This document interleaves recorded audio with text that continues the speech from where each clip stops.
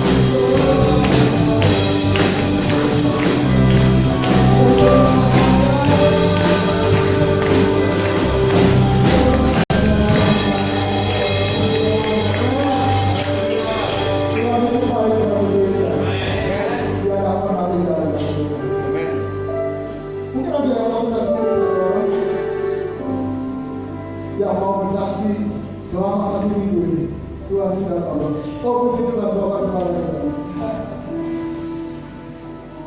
Ya, selamat pagi semua. Kita berkebulan bagi Tuhan. Indonesia lagi mengalami masalah, yaitu tenggelamnya kapal Nanggala 402. Tiap saat pagi sore ke malam saya cuma sedikit atau pantau.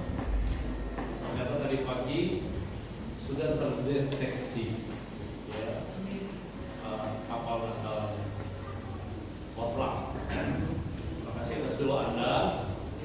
Karena di dalamnya ada 53 ABK, 1 ABK, 1 kapten kapalnya, dan 49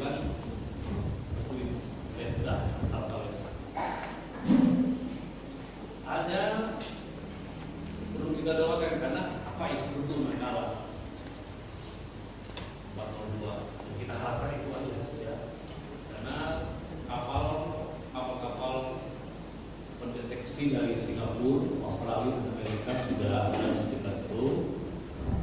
Dan sebetulnya susah untuk dideteksi karena kapal selam semua dilengkapi dengan alat pelindung supaya tidak terdeteksi. Jadi ada lapisannya yang kalau tidak tahu bahwa itu kapal selam, karena itu memang disiapkan untuk masuk ke zona musuh. Kapal selam itu harus zona musuh, malah bisa menggerakkan kapal-kapal musuh bisa bergabung untuk perang. Padahal kita belum tahu apakah karena ini kapal tua.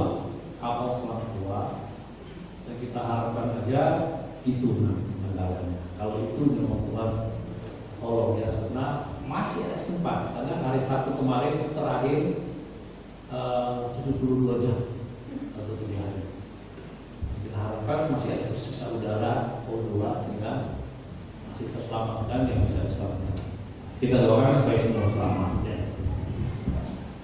Berikut ekonomi Indonesia. Ya, memang baru kemarin agak terpuruk sedikit rupiah, tapi biasanya rupiah berjaya. Kemarin dulu berjaya. Kenapa saya katakan ini? Karena ini perlu doa kita, ya, doa kita supaya Indonesia punya ketahanan ekonomi, keuangan, moneter, dan juga ketahanan pangan. Nah, tapi dijamin pemerintah sampai Juni. Dan kelamaran kita ya. Terus berikut virus. Ya memang kemarin agak bertambah karena ada tamu dari India bahwa 150 lebih, tapi 32 terkapar. Jadi langsung dipulangkan. Kita harapkan supaya memang April ini target pertama Indonesia bebas dari rantai virus COVID-19. Memang ada virus-virus baru, itu kan hanya mengkhawatirkan kita. Kita punya Yesus kok ya, amin. Surabaya sudah bebas, kalau itu tidak boleh keluar kita, tidak boleh ada yang masuk juga selama ini ya. Kalau ada yang tetap bandel, oke, silakan keluar, pulang karantina, bayar sendiri. Tolonglah supaya jemaat ini kesempatan ini tolong jangan keluar kota dulu. Ya, kasihan Anda nanti pulangnya Anda langsung sana. Karantina 5 hari dan bayar sendiri. Kemudian kita sangat bersyukur ya karena ibadah tetap jalan. Ini sebagai gembala jemaat, sebagai gembala itu sangat berterima kasih kepada pemerintah. Kita jaga polisi juga ada, supaya karena kan ini juga ada musim teroris, ya. Itu kita banget berdoa pagi doa, terakhir supaya Anda jaga Tuhan, ya dunia. Satu tanda markas Kapolri, markas besar polisi. Bisa tembus, ada yang tembus karena udah pengalaman. Nah, kita juga kendaraan Anda kalau dikunci dijaga baik-baik. Kalau Anda membeli, karena sekarang ada yang pesan barang, Anda bingung dengan urus barang, harus segera motor di bawah atau mobil di bawah. Ya, kita doakan supaya itu. Oke, nah itu ada kesaksian sedikit, tapi ada imbauan. Saya juga bersyukur saya sama Ibu Grace sehat-sehat. Amin. Ya. Jadi sekarang bukan hanya 5 tapi 6 M. Ya. Sudah tahu ya 5 sudah tahu ya. Yang 6 menjaga imun badan. Ya, makan yang banyak. Gak tahu makan apa, pokoknya makan yang banyak. Gue naik makan yang sudah minum yang banyak. Cerita pembawaan ini mesti nakik parah. Karena banyak masyarakat Indonesia kalau ya untung-untung kecakap, ketahuan. Ada yang sudah berapa hari nggak makan, ketahuan. Waduh, pemerintah nyesel banget. Kenapa kok nggak lapor? Nah, sekarang kan kalau ada kesusahan, ada masalah, langsung ke RT. Langsung RT RW lurah. Kalau sakit langsung ada puskesmas atau Anda kalau memang berdaya. Waktu itu jaga kesehatan. Saya lihat Anda sehat-sehat semua. Tuhan memberkati. Mari kita dimulai bagi Tuhan. Kita siapkan untuk firman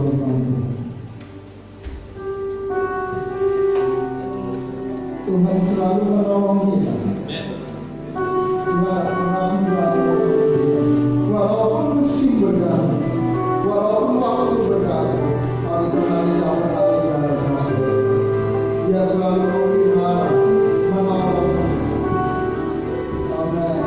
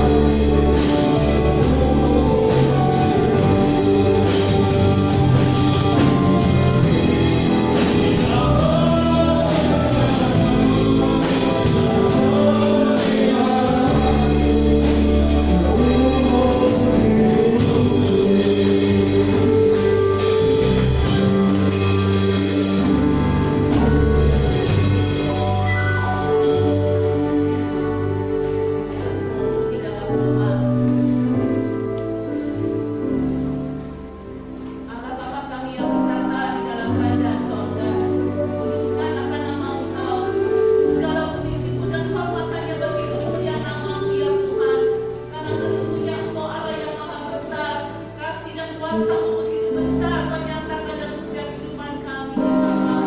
Sehingga saat pagi ini Tuhan, kami boleh berada di tempat ini. Ini semua berkat kasih karunia-Mu, kasih yang besar. Karena kasih-Mu adalah kasih yang kekal, yang selalu memelihara kami, yang selalu mengenyangkan kami dengan berkat-berkat kasih anugerah pemeliharaan-Mu ya Tuhan. Terima kasih atas kesehatan, atas kekuatan-Mu yang Kau berikan bagi dalam kehidupan kami, pribadi lepas pribadi pada pagi hari ini, hingga kami pada hari ini boleh ada dalam rumah-Mu yang kudus. Untuk Tuhan, ampuni kami, kuduskan kami semuanya, juga hamba-Mu ini ya Tuhan. Kami saat ini rindu untuk boleh mendengar akan sabda firman-Mu ya Tuhan. Berfirmanlah ya Tuhan, sehingga lewat firman-Mu yang hidup itu Tuhan, kami boleh dikenyangkan, kami boleh disejukkan akan kehidupan jiwa rohani kami untuk semakin bertumbuh, semakin berbuah dan kuat selalu di dalam Tuhan. Terima kasih Bapa, pakailah akan mulut bibir lidah hamba-Mu ya Tuhan, untuk boleh menyampaikan kata-kata kebenaran firman-Mu, apa yang menjadi isi hati-Mu ya Tuhan. Biarlah Kau yang pakai hamba-Mu jadi saluran berkat ini ya Tuhan. Sembunyikanlah hamba-Mu di belakang salib-Mu. Urapi hamba-Mu, penuhi dengan hikmat-Mu, sehingga firman-Mu yang boleh disampaikan, boleh hidup dan boleh menjadi berkat bagi kami semuanya. Terpujilah ya Bapa, terima kasih. Tutup bungkus kami dengan kekuatan kuasa kasih-Mu ya Tuhan, sehingga benar-benar Tuhan, saat firman disampaikan, kami boleh fokus kepada kebenaran firman-Mu. Hati dan pikiran kami sungguh-sungguh Tuhan tertuju hanya dalam perkataan firman-Mu. Terima kasih Bapa, hanya di dalam nama Kau Yesus Kristus sebagai Tuhan dan Juru Selamat kami yang hidup, kami sudah berdoa serta mengucap syukur. Semua yang percaya sama-sama katakan amin. Selamat Tuhan, shalom. Mohon maaf saya dulu. Kita akan baca akan kebenaran firman Tuhan yang terambil dalam Yohanes 14. Injil Yohanes pasal 14 ayat 15 sampai yang ke-24. Yohanes 14 ayat 15 sampai yang ke-24. Kita dapat semuanya. Kita akan baca secara bergantian. Wanita dulu, setelah itu kaum bapak, ya. Judulnya Pedagognya Yesus di sini menjadikan penghibur. Sekalipun tema pada pagi hari ini ciri-ciri orang yang mengasihi Tuhan.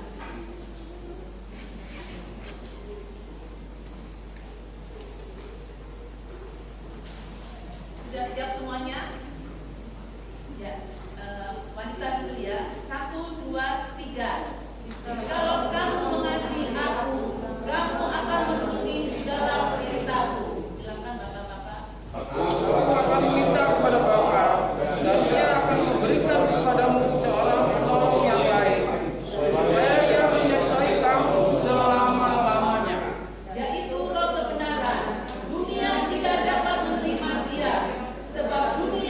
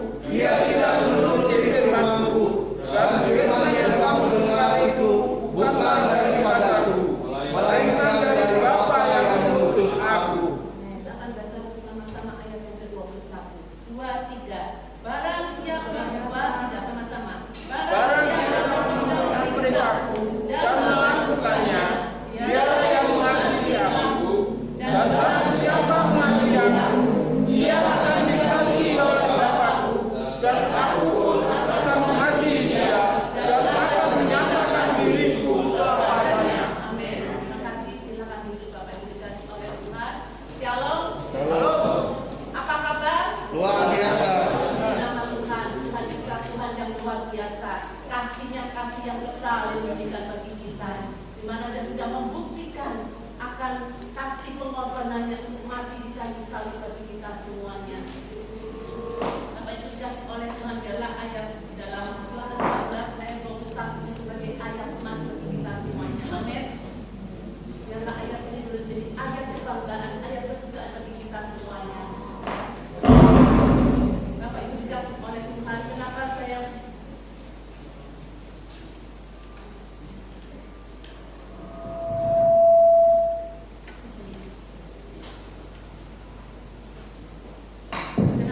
mengangkat tema ciri-ciri orang mengasihi Tuhan. Ya. Allah itu adalah sungguh kasih, dan kasih yang kekal, kasih yang abadi, berbeda dengan kasih suami, ya, kasih anak, ya, sangat berbeda. Ya, kasih Allah adalah kasih yang kekal, kasih yang abadi, selalu ada di saat di mana kita membutuhkan. Ya. Sebelum saya boleh menyampaikan, menguraikan firman, saya boleh menyaksikan di mana pada tanggal 7 April tepatnya itu hari ulang tahun anak saya yang paling kecil, ya, tadinya mengajak kita sekeluarga itu makan, ya, tapi Tuhan tidak menghendaki. Ya, saya ternyata sakit, dan sakitnya itu lambung saya, emas saya itu kambuh, ya. Memang pagi itu saya sudah terasa tidak enak, ya, emas saya merasa sudah tidak enak sekali, perih gitu. Katanya orang-orang kalau kena sakit lambung banyak pikiran nih, katanya gitu, ya. Tetapi memang pada saat biasa kita memang saya dan suami setahun sekali itu kalau mau menjelang Paskah itu kita puasa selama 40 hari, ya. Bukan apa-apa tujuan kami ini sebagai pendoa siang malam, rindu mendoakan jiwa-jiwa. Itulah yang menjadi suatu tujuan kami, ya. Sudah kami berpuasa 40 hari dan selesai puasa, selesai Paskah itu dan Seninnya saya mulai makan sehari 3 kali. Makannya nggak kira-kira, ya. Dan itu mungkin kaget, ya, makanya sehingga saya mengalami gejolak yang nggak enak, ya. Dan waktu itu di rumah lagi nggak ada orang. Anak saya mungkin sudah janji sama temennya untuk ngajak makan. Suami saya pun lagi keluar karena dipanggil bos, ya, untuk masalah pekerjaan. Waktu itu saya lihat di kepala saya itu ada obat mah, gitu, tulisannya suami saya, obat mah, gitu, ya. Akhirnya saya minum, ya. Saya bilang Tuhan, saya mau minum obat ini disembuhkan, ya. Tapi di situ saya lupa, ya, nggak bisa minum obat itu, nggak lama saya tumpah, ya. Akhirnya saya minum, ya. Itu pun nggak bisa, ya. Akhirnya sore itu anak saya datang, ya. Sore anak saya datang bawain saya. Dia memang tahu kalau saya lagi nggak enak badan, tapi saya bilang kamu kalau mau pergi aja, ya. Dia bawain saya bubur, padahal saya nggak pesen, ya. Bawain saya bubur, dibawain saya ronde lagi, kan saya pedas, ya. Saya minum rondenya. Saya juga makan juga nggak bisa tumpah lagi. Obat nanti saya minum lagi, ya. Akhirnya suami saya sudah datang, ya. Ya, kamu udah minum apa ini? Ternyata obat itu sudah daluarsa. Jadi kalau saya tumpah itu bukan Tuhan tidak jawab, itu Allah itu mengasihi saya. Ya. Obatnya sudah daluarsa, nggak tahu mohon berapa itu saya. Itu sudah saya minum, ya, masih ada di situ. Mungkin lupa aku buang, gitu, ya. Saya lihat kasih Tuhan luar biasa, ya. Dan saya melihat Tuhan itu bekerja secara luar biasa mengasihi saya. Waktu saya tumpah-tumpah sampai saya tuh nggak bisa mau cepet-cepet ke kamar mandi itu pun tidak bisa, ya. Padahal saya itu bentar, saya itu sampai jalan seperti orang tua, pelan-pelan. Akhirnya saya cepet-cepet ambil ember, saya taruh di sebelah saya, takut kalau tumpah lagi. Jadi benar pada waktu tumpah kedua saya sudah nggak usah jalan lagi, tapi sudah saya siapkan ember di sebelah saya. Saya rasakan Tuhan, penderitaan sakit saya ini, saya sampai menangis, bukan saya karena saya sakit, saya telongsor, bukan. Saya melihat penderitaan Tuhan itu begitu luar biasa. Mati di kayu salib untuk saya, orang yang berdosa, orang yang hina ini. Tapi Dia mau menebus dosa saya, menebus dosa Bapak Ibu Saudara semuanya. Saat saya mengalami kelemahan itu, saya merasakan sakit. Saya di situ terhibur. Karena apa? Sekarang tidak ada orang di rumah. Saya melihat kasih Tuhan begitu luar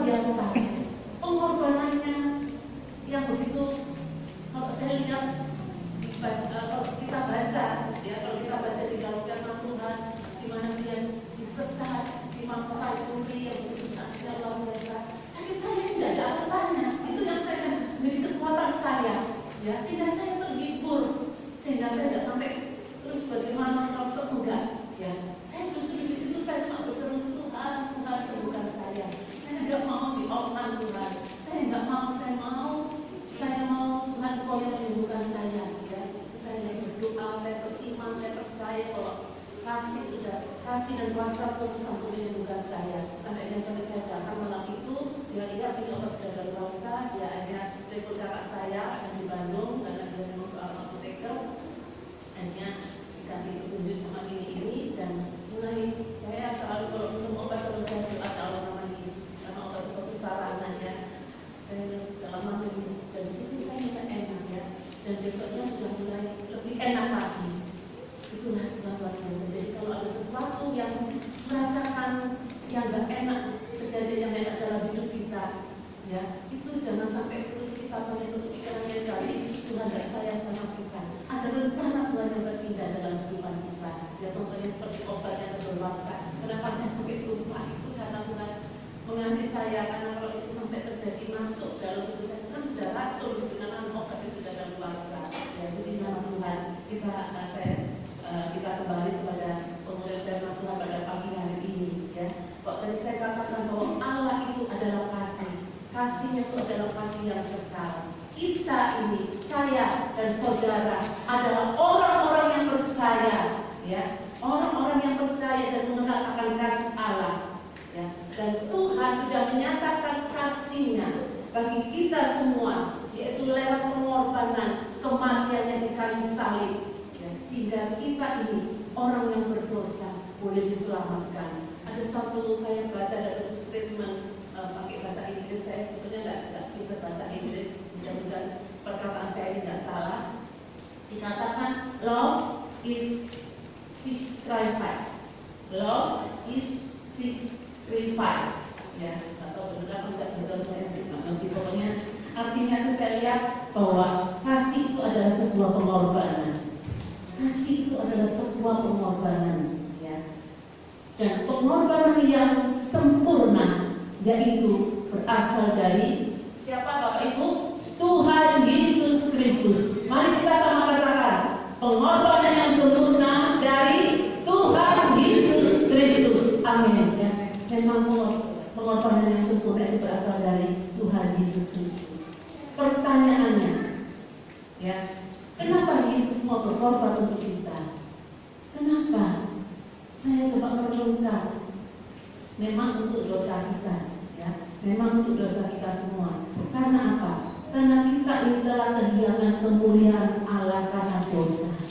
Karena kita ini telah kehilangan kemuliaan Allah karena dosa kita. Ada dalam Roma 3 ayat 23. Bisa minta tolong ditampilkan? Roma 3 ayat 23. Ya. Yesus mau berkorban untuk kita karena kita ini telah kehilangan kemuliaan Allah karena dosa. Karena semua orang telah berbuat dosa dan telah kehilangan kemuliaan Allah. Yang kedua, ya, kenapa Allah mau berkorban bagi kita? Karena di dunia ini tidak ada seorang pun yang benar, tidak ada seorang pun yang benar. Ya, itu Roma 3 ayat yang ke-10. Roma 3 ayat yang ke-10. Bahwa Yesus itu adalah sumber kebenaran. Hanya Yesus sumber kebenaran. Ya. Dikatakan seperti ada tertulis, tidak ada yang benar, seorang pun tidak. Ya. Yang ketiga, kenapa Yesus itu mau berkorban untuk kita? Ya, karena Tuhan itu kasih. Ya, karena Tuhan itu adalah kasih. Coba kita boleh bentuk tangan kita supaya kita ini kalau ada sesuatu, ada apa yang terjadi dalam pergumulan kita, kita ingat ada kasih Tuhan. Mari kita sama-sama katakan, Tuhan itu adalah kasih. Amin. Ya, Tuhan itu adalah kasih, mengasihi semua orang yang berdosa. Yaitu dalam Yohanes 3 ayat 16. Ya, tentunya kita semua sudah tahu Yohanes 3 ayat 16. Karena begitu besar kasih Allah ini akan dunia ini, sehingga Ia telah mengaruniakan anaknya yang tunggal, supaya setiap orang yang percaya, ya, supaya setiap orang yang percaya kepadanya tidak binasa, melainkan ya. Kenapa Allah mau berkorban bagi kita? Karena Allah itu kasih, Allah itu juga adil. Karena kita sudah berdosa. Biasanya kalau anak kita bersalah, ya waktu anak saya masih kecil kalau salah, saya harus hukum supaya dia tahu kesalahannya. Ya, kalau nggak ditegur, kalau nggak dihukum, dia nggak akan pernah tahu. Dianggapnya itu benar. Ya, kenapa dia mau berkorban? Karena Tuhan itu adil, menghukum orang yang berdosa. Roma 6 ayat 23. Roma 6 ayat 23. Maaf, di sini banyak ayat karena itulah memang perkataan firman yang menjadi dasar tema kita pada siang hari ini, ciri-ciri orang yang mengasihi Tuhan. Roma 6 ayat 23 dikatakan sebab upah dosa ialah maut. Tetapi ada kata-kata tetapi, ya. Karunia Allah ialah hidup yang apa Bapak Ibu? Kekal dalam Kristus Yesus Tuhan kita. Amin. Saya saat merenungkan ini benar-benar saya terharu, ya. Maksudnya saya itu menangis di hadapan Tuhan. Kasihnya yang begitu besar dan Dia itu adil. Saya kenal juga mengikuti belajar untuk penginjilan di tempat ini, sekolah kita di tempat ini dulu juga saya ingat sekali Tuhan itu kasih dan Tuhan itu adil. Ya, contohnya kalau kita lagi berkendaraan, naik mobil atau naik motor kita salah jalan, ya biasanya polisi itu selalu menghentikan kita dan tentunya kita dikasih surat tilang. Ya, sekalipun kita dikasih jalan boleh, silakan jalan, tetapi juga ada hukumannya tentang tilang. Ya, itulah Tuhan juga kita. Tuhan itu kasih dan Dia itu adil. Ya, Bapak Ibu dikasih Tuhan. Kenapa Allah melakukan semua ini? Karena Tuhan itu benci terhadap dosa, benci terhadap dosa. Sehingga saat saya melakukan dosa, ya, saya benar-benar takut akan Tuhan. Ya, saya benar-benar merasakan takut karena Tuhan tidak suka akan dosa kita, karena Dia sudah mengorbankan nyawanya bagi kita untuk menyelamatkan dosa kita. Kenapa saya harus melakukan dosa? Dan dosa, apalagi kalau dosa yang saya berdosa dari Tuhan, itu lagi. Ya, sehingga Tuhan itu juga penuh adil. Ya. Dan kalau saya boleh belajar cerita Daud, ya, Daud itu pun saya ambil contoh seperti Daud. Daud itu pun anak saya yang paling kecil, anak bungsu yang masih kemerah-merahan, jadi gembala. Terus kakak-kakaknya yang sudah besar, pandai berperang, dia sendiri sebagai seorang gembala pada saat itu. Saya cerita singkatnya aja ya, harus melawan Goliat yang badannya besar, nggak ada yang bisa mampu, tetapi di situ Tuhan memakai Daud, ya, karena Daud juga orang yang takut akan Tuhan, ya. Dan di situ Daud jadi orang yang luar biasa dipakai oleh Tuhan, ya. Tetapi dalam perjalanan hidup Daud saat dia menjadi orang yang luar biasa, orang yang sukses dalam perjalanan hidupnya, ya, dia akhirnya suka kepada istri daripada Uria, ya, kalau nggak salah, Batseba, ya. Dan di situ sampai punya rencana yang begitu jahatnya, di mana Raja Uria ini disuruh maju perang yang paling depan. Diharapkan kalau berperang paling depan itu akan mati lebih dulu dan pasti bisa mengambil istrinya. Ya, di situ pun juga akhirnya Tuhan menghukum Daud, yaitu anak-anak semuanya jadi kacau balau. Tetapi Tuhan tetap mengasihi Daud. Ya, Tuhan tetap mengasihi Daud sekalipun dia belum bisa membangun suatu mesbah untuk Tuhan, untuk kanak-kanak, tetapi dia tetap mengasihi Daud. Daud tetap jadi seorang raja yang tetap diberkati oleh Tuhan. Ya, itulah Tuhan kita itu kasih dan adil. Ya, bagaimana kasih dan adil itu bisa bertemu? Yaitu melalui pengorbanan, melalui sebuah pengorbanan. Ya, dalam Roma 5 ayat 8 mau ditampilkan, Roma 5 ayat 8. Roma 5 ayat 8 dikatakan, akan tetapi Allah menunjukkan kasih-Nya kepada kita oleh karena Kristus telah mati untuk kita ketika kita masih berdosa. Ya. Keselamatan itu memang pemberian Allah. Ya. Keselamatan itu adalah pemberian Allah lewat pengorbanannya di kayu salib. Nah, Keselamatan itu akan terima kalau kita itu boleh memiliki iman dan percaya kepada Tuhan Yesus Kristus. Ya. Itu pun ada di dalam Yohanes 5 ayat yang ke-24. Maaf di sini banyak-banyak ayat firman yang harus saya sampaikan, karena itulah memang ayat yang benar-benar perkataan firman yang boleh diberikan bagi kita. Yohanes 5 ayat 24, aku berkata kepadamu, sesungguhnya barang siapa mendengar perkataanku dan percaya kepada Dia yang mengutus aku, ia mempunyai hidup yang kekal dan tidak perlu dihukum, sebab ia sudah pindah dari dalam maut ke dalam hidup, yaitu hidup yang kekal. Ya. Bapak Ibu dikasih oleh Tuhan, itulah sedikit uraian mengenai Allah itu kasih, supaya kita mengerti, ya, supaya kita mengerti bagaimana ciri-ciri orang yang mengasihi Tuhan, ya. Allah itu kasih.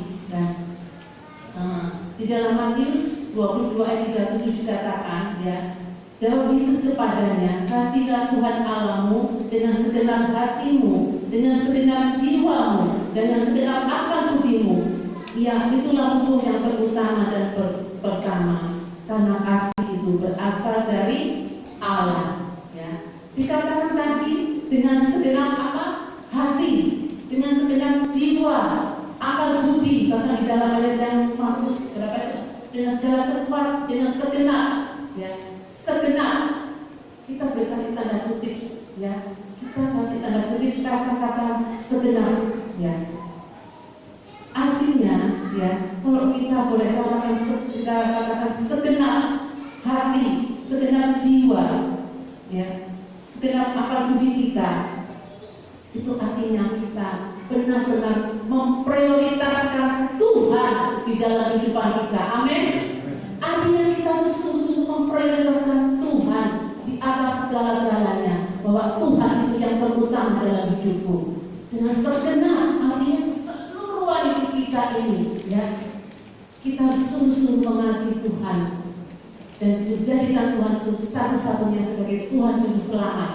Tidak berarti tidak ada Allah-Allah lain, tidak ada berhala Allah lain. Amin.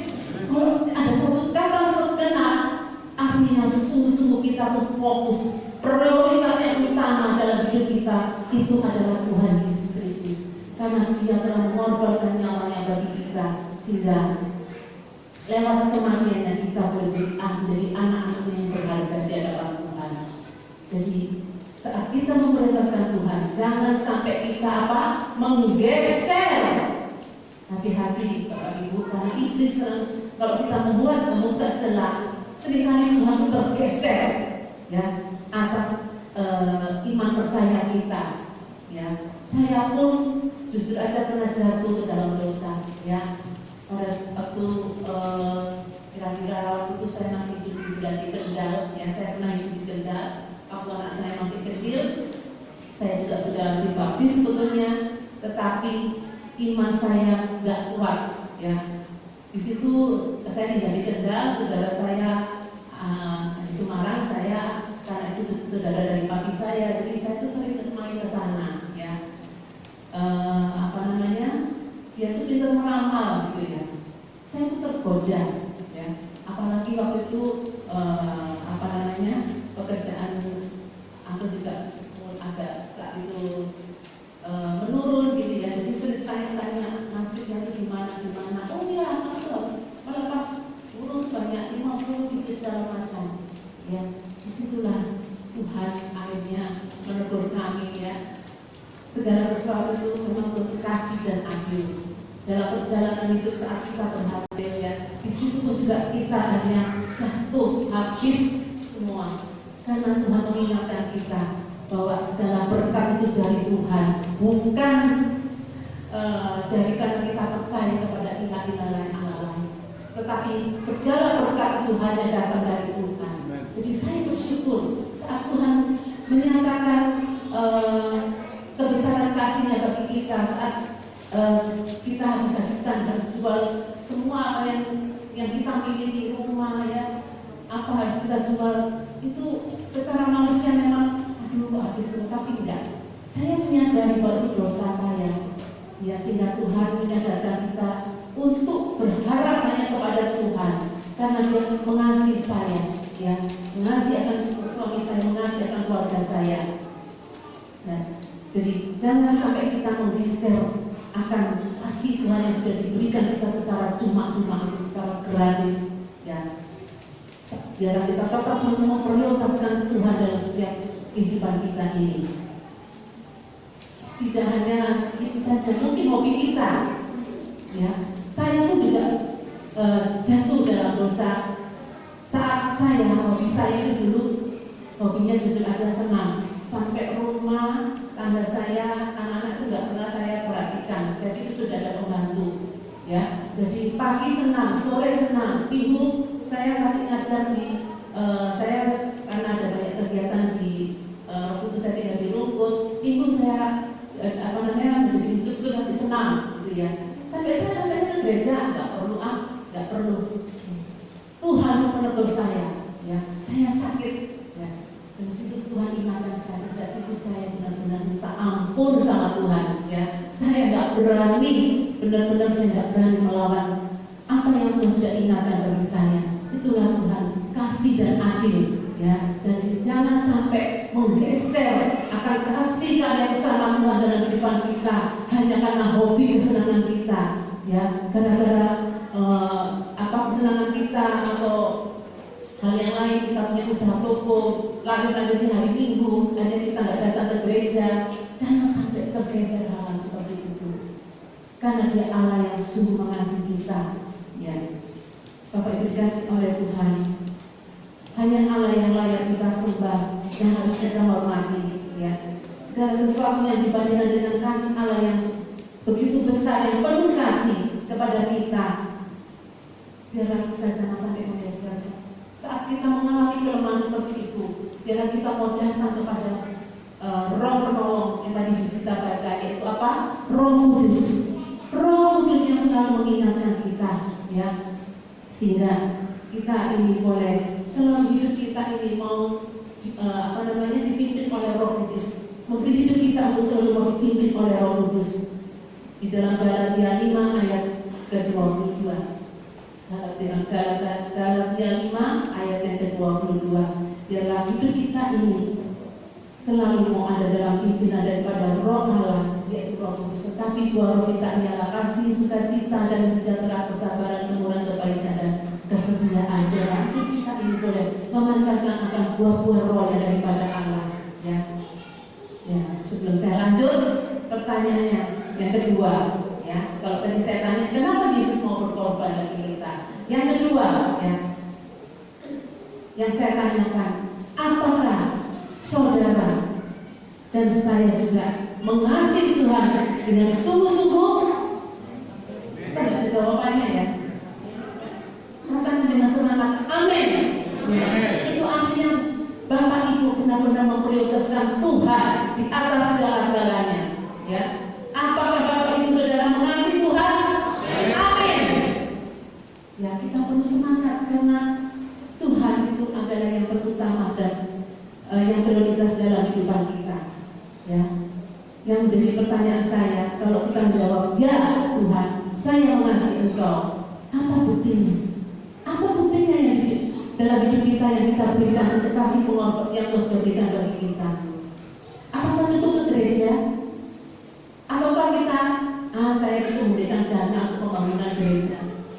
Saya sudah mengasihi Tuhan hanya juga memberikan suatu mungkin bantuan dana, ya, ataupun melayani, ya. Itu nggak salah, tetapi itu hanya perbuatan secara apa? Lahiriah, ya. Tetapi Tuhan mau, ya, kalau kita sungguh-sungguh mengasihi Tuhan, itu dari apa? Hati kita. Dari mana, Bapak Ibu? Hati kita. Sehingga disitulah saya mulai belajar, Bapak Ibu, untuk mengosongkan diri saya ini. Saya bukan lagi nasi yang penuh, bahwa saya nasi ini adalah nasi yang miliknya Tuhan. Jadi ciptaan Tuhan, Tuhan, ya. Sehingga saya tidak mau main-main lagi hal tentang dosa. Saat Tuhan selalu ingatkan, saya cepat-cepat datang kepada Tuhan, berlutut di hadapan Tuhan, karena Dia selalu sambut kita, selalu sambut saya, ya. Kalau saya sungguh-sungguh minta ampun Tuhan, ampuni saya, ya. Saya tidak akan melakukan hal ini lagi, ya. Dia selalu datang menyambut kita, Dia selalu akan memeluk kita, Ya, saya rasakan saat saya doa penyembahan jam 3. Saat ini suami saya ketut, ya maksudnya mulai sama-sama doa jam 3. Biasanya saya sendirian, ya. Saat ini kita doa bersama. Itu ada satu energi yang luar biasa, ya. Mari Bapak Ibu Saudara, suami istri, saat kita boleh berdoa, ada satu energi yang luar biasa, kekuatan doa yang luar biasa, ya. Saat saya mengadakan doa penyembahan memuji nama Tuhan, saya rasakan ada hadirat Tuhan yang begitu luar biasa. Sehingga saat saya boleh bertekuk lutut di hadapan Tuhan, saya rasakan Tuhan itu membelai saya. Saya rasakan seperti itu, sehingga saya rasanya ada satu hati yang damai yang luar biasa. Sekalipun banyak permasalahan pergumulan yang saya harus hadapi, banyak saudara-saudara kekasih saya yang harus saya doakan dalam pergumulan mereka. Saya hanya menangis. Saya sebutkan nama-nama orang-orang yang perlu saya dukung dalam doa di hadapan Tuhan. Di situ saya merasakan Tuhan itu datang melawat saya untuk tetap terus saya harus berdoa dan berdoa, ya. Dan saat saya boleh mengosongkan hati saya, di situ Tuhan boleh ubah secara total, secara luar biasa. Nah, dari sinilah kita akhirnya apa? Bisa tampil beda, ya. Kita ini bisa tampil beda, nggak sama dengan orang-orang dunia. Kita memiliki satu tampilan yang berbeda karena kita punya satu ciri-ciri yang khas. Kalau kita sebagai anak-anak Tuhan, dalam wajah kita pun kita sudah tampak, ya. Saat saya di Jakarta suka naik angkot atau saya ke pasar, Bu Presiden, ya. Iya, saya katakan seperti itu, ya. Pasti itu Bapak Ibu, pasti. Yakinlah karena saya mengalami, ya. Kalau kita mengosongkan diri saya, saat saya katakan Tuhan, saya ini anakmu, bukan nasi yang dulu, tetapi nasi milikmu ya Tuhan, ya. Memang saya anaknya papi mami saya, tetapi maksudnya di dalam secara kehidupan jiwa rohani saya adalah miliknya Tuhan, ya. Dan ya, jangan ngantuk Bapak Ibu, ya.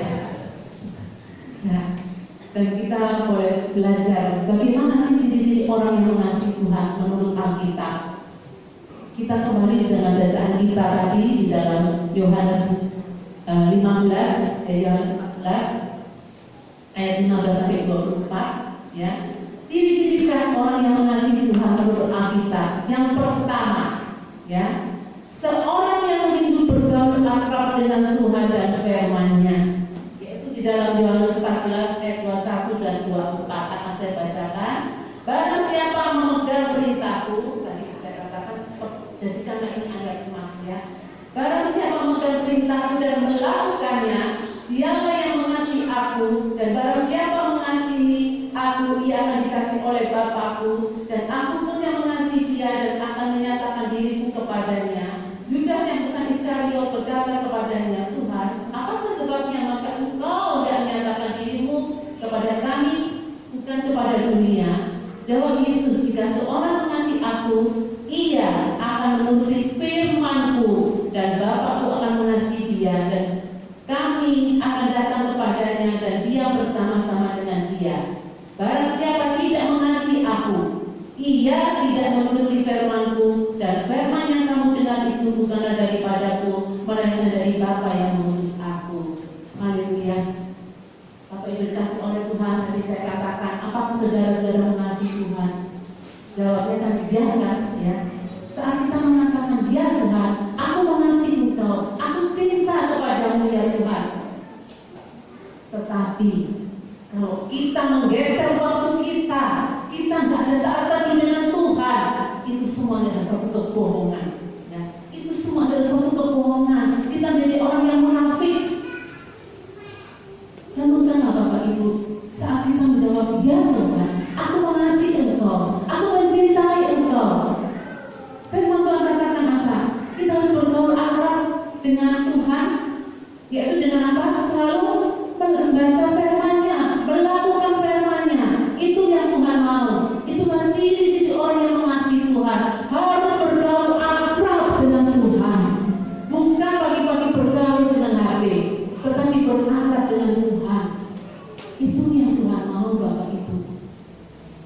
Jujur aja ya, selama saya pindah di Surabaya bersama suami, dari Jakarta pindah bersama suami, sampai detik ini saya itu nggak ada waktu untuk lihat TV, nggak ada waktu lihat, bukan saya sok nggak nggak suka dengar berita apa, maksudnya nggak suka berita ataupun sok orang itu, bukan ya, tapi saya telah mengosongkan diri saya rindu untuk pagi-pagi mencari Tuhan, saya rindu untuk baca firman, sehingga HP itu boleh dibuka ya saat kita doa. Saya apa? Lihat renungan-renungan dari jemaat suara gembala, dari komunitas saya, Ladies of Fellowship, yang juga bahwa sekali ada suatu renungan-renungan yang baik, yang membuat itu satu positif bagi saya. Dan kalau ada hal-hal yang menarik yang menjadi berkat, itu saya catat.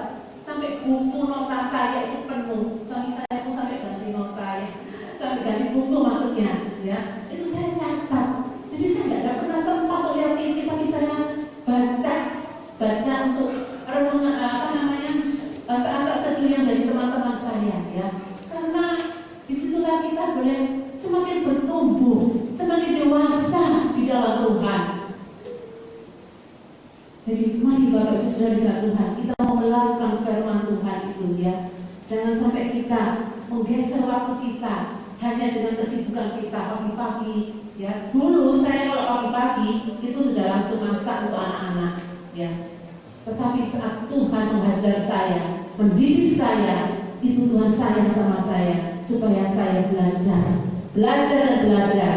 Sampai detik ini pun saya belajar dan belajar untuk terus bisa mengosongkan diri saya, untuk saya benar-benar melakukan apa yang Tuhan mau dalam diri saya, untuk melakukan akan firman-Nya dengan benar ya. Karena saat kita ini, jika kita ingin mengasihi Tuhan, pasti kita ingin selalu melakukan sesuatu yang selalu ingin menyenangkan hati Tuhan. Amin. Karena tujuan saya selalu mau menyenangkan hati Tuhan. Saya rindu saya untuk memuliakan akan nama Tuhan. Jadi Bapak Ibu, setialah ya, setialah tinggal selalu di dalam kasih Tuhan. Bapak Ibu bisa baca di rumah nanti dalam Yohanes 15 ayat 9 dan 10. Jadi setialah selalu tinggal di dalam kasih Tuhan. Kita harus hidup untuk mentaati, menuruti segala perintah Tuhan ya. Jangan sampai kita menyimpang ke kiri, jangan sampai kita menyimpang ke kanan. Maksudnya kita akhirnya apa? Memakai ukuran manusia kita sendiri ya. Firman Tuhan akhirnya hanya sekedar dibaca ya, hanya sekedar berlalu. Biasanya saya dulu hanya sekedar baca berlalu itu aja. Tetapi kalau kita perhatikan ucapan firman Tuhan, kalau kita perlahan-lahan membaca kata demi kata, itu artinya kalau dikembangkan semakin hari itu semakin dalam artinya Bapak Ibu. Jujur aja saya tiap malam jam 8 sampai jam 10 itu mengikuti ibadah persekutuan doa Google Meet bergabung dengan jemaat GGP Kanaan. Itu kami menggali firman Tuhan. Saya rasakan yang dulunya saya kan di sini juga ada gerakan baca Alkitab, itu pun juga saya baca ya. Di GGP Kanaan pun suami saya juga memberitahu kepada majelis, yuk kita sama kayak di Surabaya ya, ada gerakan baca Alkitab. Itu pun diresponi. Akhirnya saya baca juga di GPA-nya Kanaan, juga di BA-nya di GGP Solar Rahasia. Kalau kita gali kata demi kata itu luar biasa, sehingga waktu jam 8 sampai jam 10 itu kadang sampai jam setengah 11 malam ya. Karena saya lihat luar biasa firman itu kalau semakin digali sampai kalau kita baca itu menyenangkan ya. Sampai katanya suami saya katakan demikian, dulu aku waktu kalau baca Alkitab dari Kejadian sampai Wahyu kadang nggak ngerti ya, baru sampai yang kelima ini baru mulai mengerti gitu loh, mulai mengerti. Dan itulah kalau kita ada suatu mau belajar, ada kemauan ya, Tuhan itu memberikan kita hikmat ya, sehingga kita semakin hari semakin suka akan firman Tuhan. Akhirnya apa? Kita juga mau belajar melakukan kebenaran firman Tuhan. Sekalipun ya kadang harus jatuh bangun, tetapi kalau Tuhan ingatkan, kita kembali lagi untuk terus boleh melakukan akan perintah Tuhan ya. Sehingga hari-hari itu kita nggak ada kesempatan untuk lihat TV, itu nggak ada. Nggak pernah saya buka TV. Ya karena itu pagi setelah doa, ya setelah itu saya melakukan kegiatan saya sebagai seorang istri, sebagai seorang mama. Jam 3 kami berdoa, karena itu kan saya nggak pakai pembantu ya. Selesai semua jam 3 kami berdoa sampai sore jam 4 ya. Dan saya persiapan untuk makan malam. Jam mulai kita siap-siap jam 8 jam 10 kita mulai setiap malam kita mengadakan persekutuan doa untuk menggali bacaan Alkitab yang dibaca tiap hari, yaitu kita saat ini sudah sampai di 1 Tawari 2 sampai 4 ya yang di GKP Kanaan. Ya itulah ya, karena saya rindu saya boleh memiliki suatu kualitas kehidupan rohani yang makin hari terus makin meningkat ya.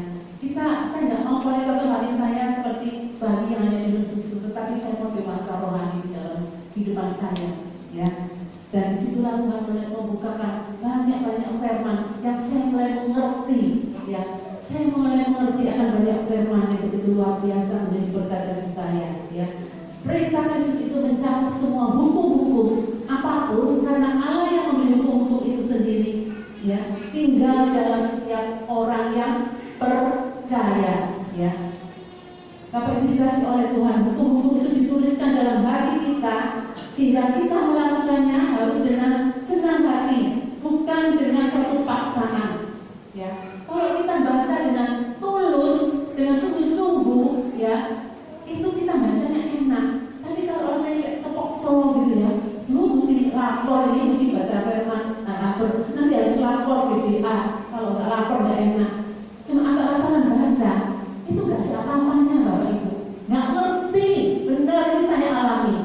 Tapi kalau kita sungguh-sungguh dengan senang hati bahwa Taurat itu menjadi kesukaan kita, hobi kita, ya. Firman itu hidup, memberkati, mengisi kehidupan jiwa rohani saya, terus untuk memperbarui saya, sehingga saya lebih banyak mengerti. Oh itu firman Tuhan ya, luar biasa, yang semakin hari semakin boleh memberkati saya, ya.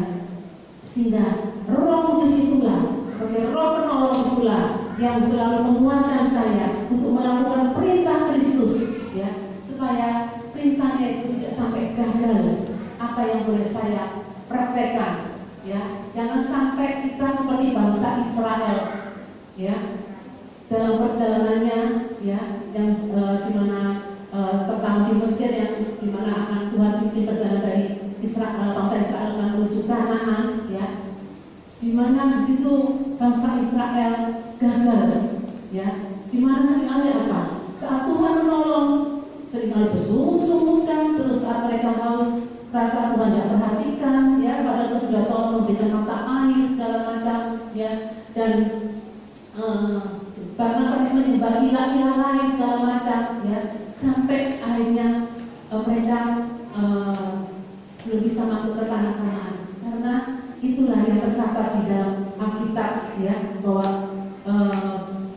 dalam perjanjian lama bangsa Israel gagal, ya, di mana dapat disaksikan oleh semua bangsa. Ya. Jadi marilah kita jadi pengikut Kristus yang sungguh-sungguh untuk dapat melakukan perintah Kristus, yaitu dengan apa? Pimpinan daripada Roh Kudus, Roh penolong yang diberikan Tuhan bagi kita. Luar biasa Tuhan itu memberikan Roh penolong, Roh Kudus yang diberikan bagi kita sehingga kita bisa kuat, kita bisa hidup menjadi berkat, berdampak, supaya lewat kasih Tuhan bisa mewarnai kehidupan kita, mewarnai pikiran kita, mewarnai perkataan dan perbuatan kita. Itu yang pertama, dari ciri yang pertama, ya, yaitu kita harus berdengar akar dengan Tuhan. Yang kedua, ciri yang kedua, ciri yang kedua yaitu seorang yang senantiasa melihat dari sisi positifnya. Mau menampilkan Yakobus 1 ayat yang ke-12. Melihat sisi positifnya, Yakobus 1 ayat 12. Yang kedua, ciri-ciri orang mengasihi Tuhan, seorang yang senantiasa melihat dari sisi positifnya. Berbahagialah orang yang bertahan dalam pencobaan, sebab apabila ia sudah tahan uji, ia akan menerima mahkota kehidupan yang dijanjikan Allah kepada barang siapa yang mengasihi Dia. Ya. Kita dapat mencikapi pencobaan itu dengan benar. jika kita juga dapat memandangnya dengan benar pula, ya. Orang yang mengasihi Allah akan selalu memandang pencobaan itu selalu dari segi positif. Itulah yang tadi saya awali kesaksian saya. Jangan sampai kita menghadapi pencobaan, pikiran kita adalah pikiran yang negatif. Tuhan gak sayang sama kita, ya. Bukan, tapi biar kita boleh memandang segala pencobaan itu selalu dari segi positif. Karena tadi saya sudah katakan bahwa Allah itu adalah kasih, ya. Allah itu adalah kasih, ya. Karena Tuhan mengasihi kita, bahwa kita percaya saat Tuhan mengizinkan pencobaan dalam hidup kita, itu dikarenakan supaya Tuhan memiliki suatu tujuan yang indah dan mulia bagi kita. Supaya apa? Kita ini boleh bisa merasakan kuasa kemuliaan Tuhan dinyatakan. Jika kita bisa mengalami, kita bisa jadi surat yang terbuka. Artinya apa? Kita bisa menjadi surat yang terbuka Injil Tuhan. Artinya kita boleh bersaksi, bisa bersaksi kepada orang-orang di sekitar kita dimanapun kita boleh berada. Kita boleh menyaksikan kuasa pertolongan mujizat Tuhan yang sudah dinyatakan dalam kehidupan kita. Jadi saat kita menghadapi pergumulan seberat apapun, jangan kita ambil segi negatifnya, tapi ambillah dari segala segi positifnya, ya. Karena kita di situ akhirnya kita bisa dalam masalah yang kita hadapi, disitulah kita boleh memiliki suatu kehidupan dewasa rohani, ya. Saat kita menghadapi masalah, disitulah kita bisa memiliki kedewasaan rohani. Masalah itulah yang membuat kita tahu mengenal siapa diri kita ini sesungguhnya. Di dalam menghadapi masalah, kita tahu bahwa kita mengenal siapa Tuhan itu. Saya rasakan Bapak Ibu, saat saya menghadapi tantangan pencobaan yang berat, ya, apalagi saya juga pernah kesaksian pada awal tahun 2021, ya. Suatu pengharapan saya untuk menjadi tahun yang akan jauh lebih baik lagi, tetapi Tuhan kasih saya suatu perkumpulan, yaitu di mana mantu saya sudah saksikan, mantu saya sakit kena COVID, ya. Tentu juga tidak ada pekerjaan, ya. Terus mertua saya pun sakit, ya. Di situ saya rasakan Tuhan. Di situ saya boleh melihat. Saya ada segi positifnya. Di situ saya boleh melihat saat saya menghadapi masalah. Di situ timbul kedewasaan rohani saya. Di situ saya mengenal siapa diri saya. Di situ saya mengenal siapa Tuhan saya. Ya. Dan saya akan bahas, ya, apa yang dimaksud dengan dewasa rohani, ya. Yaitu cara kita berpikir, berkata-kata, bertindak dalam menyikapi situasi dan kondisi yang terjadi di sekeliling kita, ya. Apakah saat kita menghadapi masalah, apakah kita langsung datang fokus kepada Tuhan? Apakah kita meresponi akan firman Allah bahwa aku sanggup menyembuhkan engkau, bahwa aku sanggup memberikan jalan keluar, ya. Itu satu respon. Kalau kita suka akan Taurat Tuhan, itu ada satu respon dalam hati kita, ya. Otomatis Bapak Ibu, di situ saya merasakan Tuhan, Engkau luar biasa. Saat saya menghadapi 2021, justru saya merasakan Tuhan, kebahagiaan saya luar biasa, karena memang itu yang jauh lebih saya katakan lebih baik lagi dari tahun 2020. Sekalipun saya menghadapi pencobaan masalah berat, justru di situ saya merasakan justru Tuhan memberi saya memperbarui lebih baik lagi daripada tahun 2020. Karena saya merasakan bahwa saya boleh mengalami suatu kedewasaan rohani, sehingga saya bisa meresponi akan firman Allah yang hidup itu. Karena Tuhan kita adalah Tuhan yang hidup, sehingga perkataannya itu juga perkataan yang hidup, yang boleh memberkati saya, yang boleh menguatkan saya, ya. Sehingga disitulah saya boleh memang kalau kita menghadapi itu pasti iman kita akan tergoncangkan, ya. Iman kita akan lemah, ya. Tetapi saat kita meresponi Allah, disitulah kita memiliki iman yang luar biasa. Kita perkatakan firman itu. Saya percaya mantu saya sembuh. Saya berdoa dalam hati saya percaya Tuhan. Saya percaya mantu saya sembuh. Itu yang terus terucap dalam mulut saya, dalam hati saya, ya. Karena saya mau meresponi firman Allah, dan di situ saya boleh melimpah mengucap syukur. Karena saat saya boleh melimpah mengucap syukur, itu artinya saya berserah sepenuhnya kepada Tuhan. Ini Tuhan, saya memang gak berdaya. Engkau Allah yang berdaulat penuh atas hidupku. Saat saya mengucap syukur, maka Engkau yang bertindak atas segala pergumulan saya. Situ saya mulai ada ketenangan hati. Saya merasakan rohani saya mulai semakin kuat. Ada suatu kedewasaan rohani. Bukan saya menjadi lemah, tapi justru di situ saya menjadi kuat di dalam Tuhan. Ya. Yang kedua, ya, tadi saya katakan saat kita menghadapi masalah, kalau kita ambil secara positif, ya, kita akan mengalami kedewasaan rohani. Dan apa yang dimaksud tadi saya katakan, kita semakin mengenal siapa diri kita ini. Coba kita renungkan, saya saat waktu saya dikatakan waktu saya positif COVID, saya nggak bisa berpikir. Tetapi saat saya berdiam diri, menenangkan diri saya, dan saya meresponi firman Allah, di situ ada ketenangan lagi dalam diri saya. Saya bisa mulai berpikir yang sesuatu yang positif. Ya, kalau kita menganggap sesuatu itu positif, hanya pikiran-pikiran kita adalah suatu pikiran yang positif. Ya, di situ saya boleh merenung, Tuhan, saya ini adalah orang yang telah Kau pilih menjadi anak-Mu, di mana saya sudah memiliki suatu komitmen, saya sudah memiliki suatu keputusan untuk dibaptis, saya sudah lahir baru, saya sudah menjadi ciptaan baru, dan saya sudah dipilih oleh Engkau sebagai anak-Mu, sehingga saya percaya saya tidak akan pernah ditinggalkan oleh Engkau. Saya boleh merenungkan keadaan diri saya, ya, karena saya sudah dipilih dan saya dipanggil oleh Tuhan untuk masuk di dalam rencana dan kehendak Tuhan. Sehingga saya percaya di balik apa yang saya hadapi pasti ada rencana dan kehendak Tuhan yang jauh lebih baik lagi. Saya akan menghadapi tahun 2021 ini karena saya hidup bersama dengan Tuhan. Amin.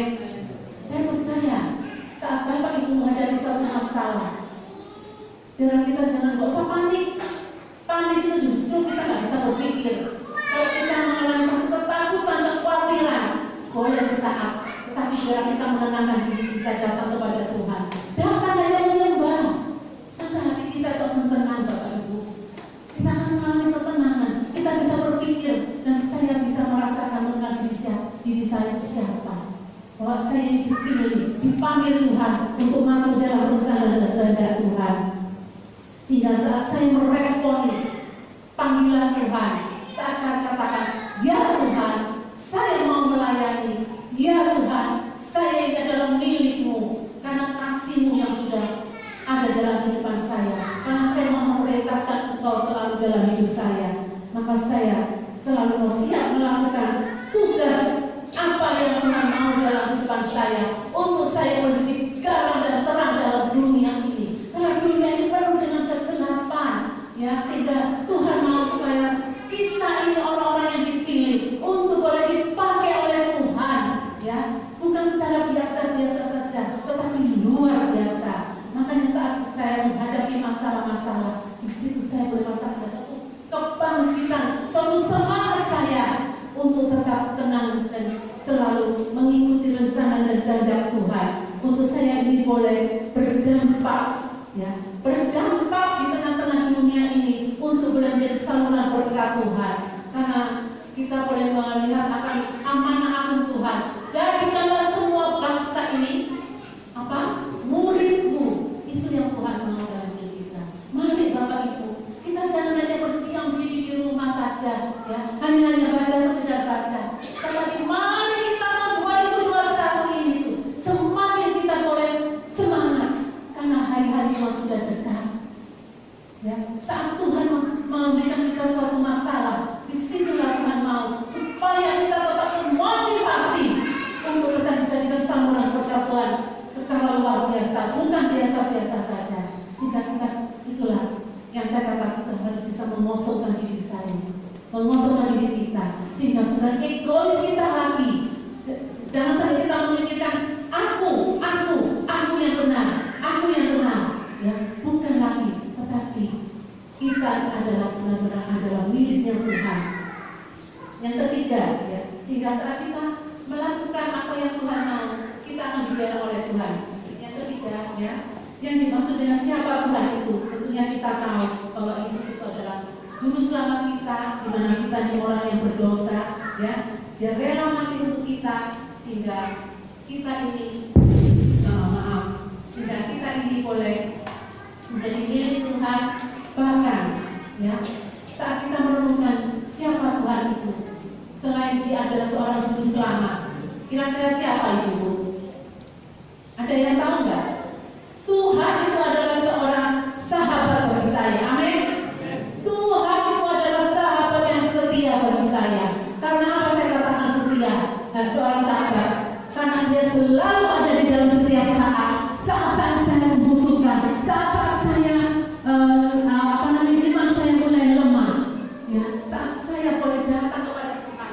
Disitulah Tuhan, karya kasih Tuhan selalu ada, selalu datang tepat pada waktunya. Dia tidak pernah meninggalkan saya. Dia seorang sahabat yang setia, ya, yang selalu ada dalam setiap saat. Bapak Ibu dikasih oleh Tuhan, saat kita menghadapi tantangan apapun yang Bapak Ibu hadapi, datang kepada Tuhan. Selain Dia sebagai Juru Selamat, Allah yang penuh kasih, Dia adalah seorang sahabat yang setia, yang selalu ada dalam setiap saat dalam kehidupan kita, ya. Dia selalu menolong kita dan pertolongannya tidak akan pernah terlambat bagi kita. Amin. Pertolongannya tidak akan pernah terlambat bagi kita. Seorang sahabat tidak pernah mencari keuntungan, ya. Karena Dia sungguh-sungguh rela mati bagi kita, rela senantiasa menolong kita, dan Dia adalah sahabat yang setia, yang selalu ada dalam setiap saat, ya. Yang ketiga, yang saya akan mempercepat, seorang yang senantiasa memberikan kehidupan di dalam kasih. 1 Yohanes 4 ayat 21. Ini yang ketiga, seorang yang senantiasa memberikan kehidupan di dalam kasih. 1 Yohanes 4 ayat yang ke-21. 1 Yohanes 4 ayat 21, sambil menunggu, ya, bahwa cinta sejati itu bukan hanya sekedar diucapkan. Cinta sejati itu bukan hanya sekedar diucapkan, tetapi harus dengan apa? Perkataan, harus dengan perbuatan, ya. Dan inilah 1 Yohanes 4 ayat 21, dan perintah ini kita terima dari Dia, pada siapa mengasihi Allah, ia harus juga mengasihi saudaranya. Ya, 1 Yohanes 4 ayat 21. Ya, artinya kita harus mengasihi saudara-saudara kita dimanapun kita boleh berada, baik dalam keluarga kita, baik bagi sesama dimanapun kita boleh berada, ya. Saudara-saudara dikasihi Tuhan, saat kita boleh hidup dalam kasih Tuhan, kalau kita sudah merasakan pengorbanan Yesus dan kita harus tampil beda dalam hidup dalam dunia ini, kita harus bisa mengosokkan diri kita. Artinya apa, Bapak Ibu? Ini saya saksikan, ya, banyak kesaksian, ini saya saksikan sedikit aja. Tetangga sebelah saya, ya, itu paling nggak suka kalau misalnya kita parkir mobil sebentar aja, gitu ya, di situ marah-marah, ya. Sopirnya negur saya, Bu, tolong dipinggirkan karena sama katanya ibu ini kalau nggak diperhatikan banyak mau digembosin, ya. Secara manusia saya, loh, tangga kok kayak gini ya, dilengkengkan, ya. Secara manusia saya, tetapi saya saya harus mau tampil beda. Saya nggak mau saya dinilai saya nggak mau dinilai seperti orang dunia, tetapi saya mau dinilai bahwa saya ini adalah miliknya Tuhan, anaknya Tuhan. Nggak cukup sekali, Bapak Ibu. Yang kedua, ya, waktu itu mami saya masih punya anjingnya tuh lepas, marah-marahnya luar biasa, ya. Mami saya dilabrak di telepon, tante kalau sampai lagi masuk ke rumah saya lagi, saya tembak nanti anjingnya, ya. Enak jadi anak RW, saya katakan gitu, ya. Nah, terus Bapak Ibu dikasih oleh Tuhan, saya pun saat saya sudah pernah saksikan, saya ke pasar, anak jalan ke pasar, lalu ada ibu yang kami sudah mau cucian yang bekas ikan itu, pokoknya nangis luar biasa, ya, nggak lihat kiri, nggak lihat kanan, saya jalan siraman itu pas kena ke badan saya, ya. Secara manusia saya, ya, karena dia salah, saya bisa marah, tetapi saya ingat siapa diri saya telah mengosongkan diri saya, bahwa saya ini miliknya Tuhan. Saya harus tampil beda karena saya memprioritaskan Tuhan selalu hidup dalam hidup saya. Nah, saya pun tidak ada satu kata pun yang keluar dari mulut saya diam. Dia pun tidak pernah dia pun tidak minta maaf sama saya. Ya, saya nggak sakit hati. Juga kepada tetangga saya, saat dia ada di depan rumah, saya selalu panggil dia. Ya, saya katakan Bu, ya, dia sampai heran. Ya, dia sering kali negur saya, tapi dia tuh nggak. Tapi kok saya masih mau nyapa dia gitu ya. Akhirnya apa? Dia terus saat saya kalau lewat saya nggak lihat, justru dia yang saya disapa dulu. Sini dia katakan gitu ya. Itulah kalau kita sebagai miliknya Tuhan, kita sebagai ciri-ciri ya bahwa inilah milik kita orang-orang yang mengasihi Tuhan. Ya, itu yang mengira saya sampai masuk rumah, anak saya tuh bingung. Apa ini ya? Ternyata badan saya itu sudah wow-nya luar biasa. Ya, saya cepat mandi. Ya, kan saya bisa mandi. Jadi ngapain? Saya marah juga nggak ada hasilnya. Ya, dan saya juga besok paksa lagi. Ya, saya lihat dia, saya cuma senyum. Saya katakan, dia lihat saya senyum. Dia bingung. Ini yang kemarin saya siram. Gak saya minta maafi, dia juga nggak marah-marah. Membantu saya marah-marah. Ya. Pulang itu saya kembalikan, saya lewat lagi. Bu, kenapa? Saya pikir saya sudah beli ikannya. Ya, saya pikir kalau beli ya nggak apa-apa lah. Bu, ini ikan. Oh iya, saya pilih. Terus saya kasih uang. Bukan Bu, saya sampaikan. Nggak usah Bu. Loh, enggak Bu, saya beli kok. Boten. Kalau saya eksklu kok. Ya, dia sungguh-sungguh ngasih. Itulah Tuhan itu luar biasa ya. Itu yang saya saksikan. Jadi kita harus memiliki senantiasa hidup di dalam kasih. Artinya kasih itu harus kita praktekkan dalam hidup kita. Artinya kita harus mengosongkan diri kita. Ya, saya pun juga tidak pernah saksikan ya bahwa segala apa yang mungkin orang yang telah menyakiti kita, orang yang suka pada kita, biarlah kita tetap diam karena dia itu adalah emas. Dan kita mau meneladani akan kasih Tuhan. Kita boleh belajar tentang kasih Yesus, yaitu teladan pengampunan. Ya, saya mau mempercepat teladan pengampunan. Kepada Lukas 23 ayat 34 nanti Bapak Ibu bisa baca. Teladan ketaatan Matius 26 ayat 39. Teladan kerendahan hati Filipi 2 ayat 6 dan 8. Ya, biar kita selalu mengikuti teladan dan jejak Tuhan yang penuh kasih dan pengampunan. Ya. Tuhan memproses saya, ya, saat saya harus mengampuni. Ya, justru orang Tuhan mengajarkan saya pengampunan justru dengan orang yang terdekat dengan keluarga, saudara saya sendiri. Sekalipun saya dihina, saya tidak pernah sakit hati. Ya. Saya tetap mengasihi dia, saya tetap doakan. Sekalipun pada saat Natal saya suami saya datang menyalami, sekalipun dibuangi muka, tangannya nggak dianggap, ya, kita nggak pernah sakit hati. Ya. Kita tetap mendoakan sampai pada suatu saat di situ Tuhan menyadarkan dia dan dia itu sangat-sangat mengasihi saya sampai detik ini. Dia selalu sangat mengasihi saya. Ya, itu kita sungguh-sungguh akan belajar tentang kasih Tuhan. Yang terakhir yang keempat, seorang yang rela kehilangan segala-galanya.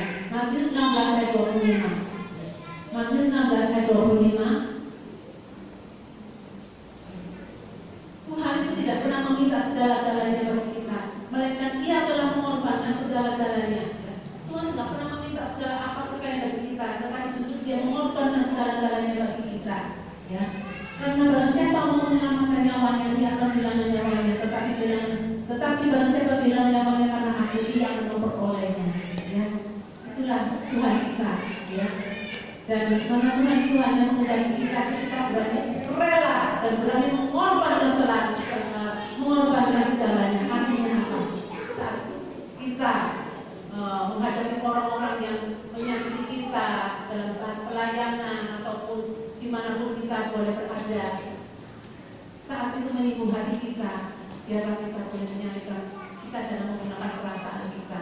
Ya, Tuhan mau supaya kita jangan sampai terus atau kita sampai jadi sakit hati, kita jadi cuekel, mau tak balas, ya, nggak usah, karena kita sudah mengosongkan diri kita. bahwa kita ini adalah ciptaan Tuhan. Tuhan mau supaya kita ini sungguh-sungguh untuk boleh memberikan hidup kita ini hanya untuk bagi kemuliaan Tuhan, ya. Sehingga dikatakan di dalam Amsal 3 ayat 3, janganlah kiranya kasih dan setia meninggalkan engkau. Kalungkanlah itu pada lehermu, tuliskanlah itu pada dalam hatimu, ya. Kita boleh melihat cara hidup Paulus. Ia begitu mengikuti Yesus, dia melupakan segala semua apa yang di belakangnya. Sekalipun dia seorang ahli Taurat, sekalipun dia seorang guru, ya, dan dia adalah orang yang dihormati, tetapi dia menganggap bahwa semuanya itu tidak berharga. Karena apa? Karena Kristus. Sehingga saat itulah Tuhan mau pengorbanan kita, ya. Pengorbanan yang kita berikan kepada Tuhan tidak ada artinya, tidak ada artinya kalau kita dibandingkan dengan pengorbanan Tuhan. Artinya apa? Kita sungguh-sungguh boleh memosokkan diri kita. Jangan kita mudah tersinggung, ya. Jangan kita mudah marah boleh, ya. Tetapi ingat jangan sampai matahari terbenam, ya. Kita harus minta ampun kepada Tuhan, ya. Dan itulah Tuhan selalu senantiasa supaya kita ini di dunia ini kita harus selalu boleh tampil beda, kita harus boleh berdampak, biarlah segala apa yang kita miliki, entah itu kekayaan, ketenaran, kepandaian, kesuksesan, hobi kita, ya, jangan sampai menggeser iman percaya kita kepada Tuhan, ya. Dikatakan sebagai ayat penutup, saya bersaksikan di mana dikatakan di mana Salomo untuk orang yang penuh dengan hikmat, ya. Dia orang yang sangat kaya raya, ya. Tetapi dikatakan dalam Pengkhotbah 12 bahwa semuanya itu sia-sia, ya. Dan dikatakan justru dikatakan dalam Pengkhotbah 2 ayat dikatakan ayat 13. Justru karena itu kewajiban di dalam Pengkhotbah 2 ayat 13 dikatakan karena itu adalah kewajiban setiap orang, kumpulkanlah harta di saya bacakan ya. Pengkhotbah sebagai ayat penutup Pengkhotbah 12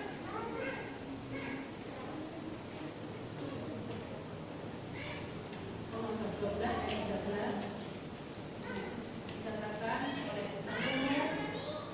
dikatakan akhir kata dari segala yang dengan itu ialah takutlah akan Allah dan berpeganglah pada perintah-perintahnya, karena ini adalah kewajiban setiap orang, ya. Itu yang dikatakan oleh Salomo. Semuanya sia-sia, tetapi yang didengar ialah takutlah akan Allah dan berpeganglah pada perintah-perintahnya, karena ini adalah kewajiban setiap orang. Amin. Tuhan, menurut yang saya sampaikan sebagai ciri-ciri orang yang mengasihi Tuhan, jangan lupa yang pertama bergaul akrab dengan Tuhan dan selalu akrab dengan Tuhan dan selalu mau melakukan firman-Nya. Yang kedua, biarlah kita harus senantiasa melihat dari sisi positif saat kita menghadapi masalah-masalah yang berat. Yang ketiga, sebagai ciri-ciri orang mengasihi Tuhan, senantiasa kita boleh memiliki kehidupan di dalam kasih, ya.